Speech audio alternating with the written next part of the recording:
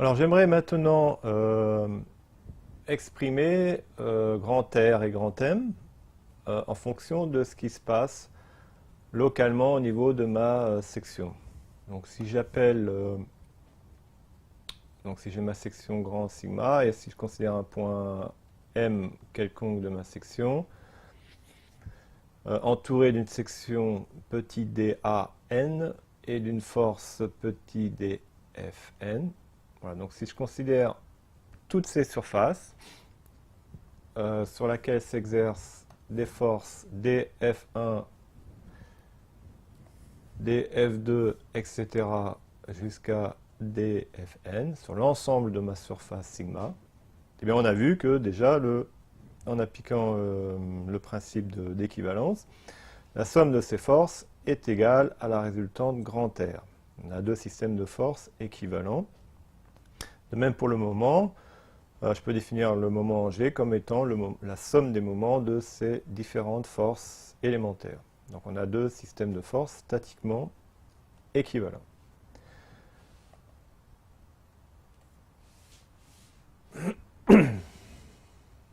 Alors cela m'amène à définir la notion de contrainte qui nous sera fort utile pour la suite, pour le prochain cours.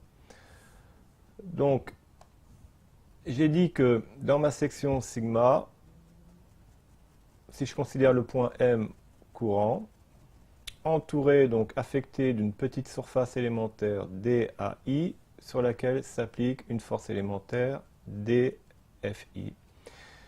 Et bien par définition, on appelle le vecteur contrainte en ce point la quantité DFI divisée par DAI. Donc une force divisée par une surface, donc il sera exprimé en newton par mètre carré ou en kilonewton par mètre carré. Alors le newton par mètre carré, c'est équivalent à 1 pascal, donc c'est une unité de pression.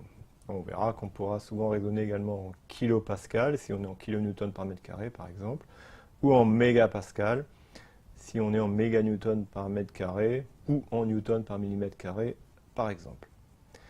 Donc ce vecteur contrainte a la même direction que DFI. Il se décompose sur l'axe Gx en un vecteur qu'on appelle la contrainte normale en M. Donc ce vecteur ici, contrainte, se décompose suivant l'axe X en un vecteur contrainte, on appelle contrainte normale, donc responsable des tractions ou des compressions.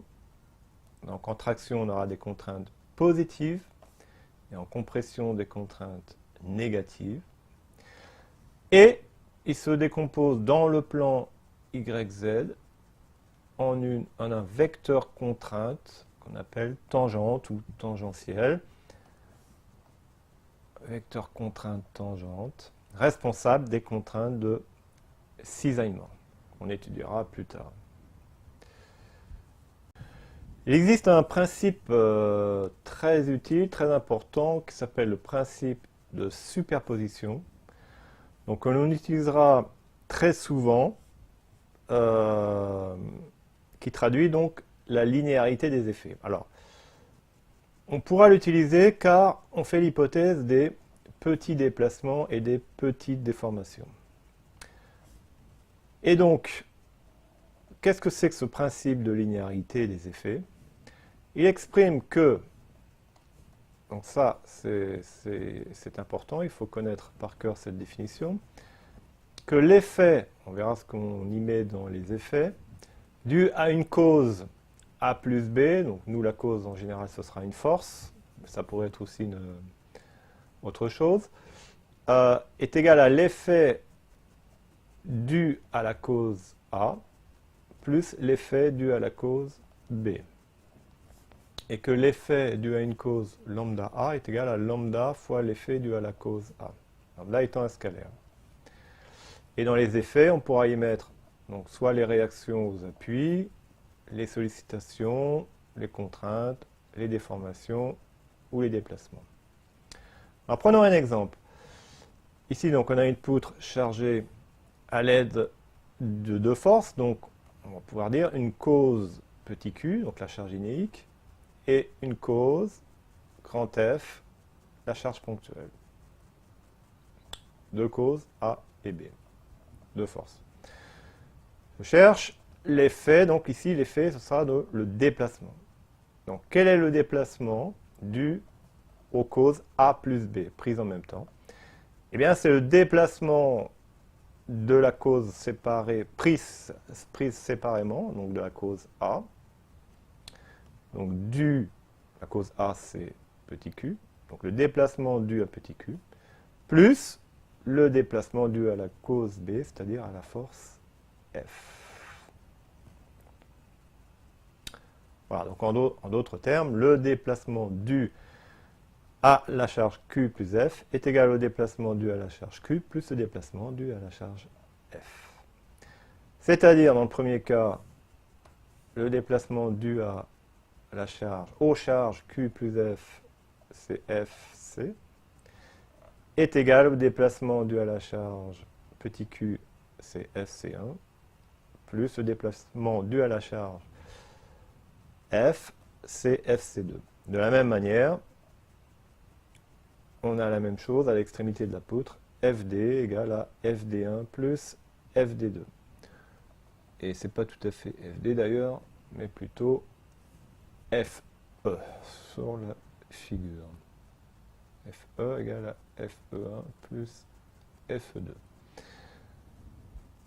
Il existe des cas où on ne pourra pas appliquer le principe de superposition. Prenons par exemple une poutre sollicitée par un effort de compression F, qui, donc on va l'appeler la cause B, qui provoque donc un effort, on va supposer, un déplacement vertical nul, FC2. Et considérons maintenant un effort perpendiculaire à la poutre, grand F, qui va procurer de la flexion dans la poutre, et donc qui va procurer un déplacement vertical qu'on appelle FC1. Bien, si j'ajoute FC1 plus FC2, c'est égal à FC1, et c'est inférieur au déplacement FC dû à la cause, aux deux causes considérées simultanément, en même temps. C'est ce qu'on appelle le phénomène de flambant que l'on étudiera un petit peu plus tard.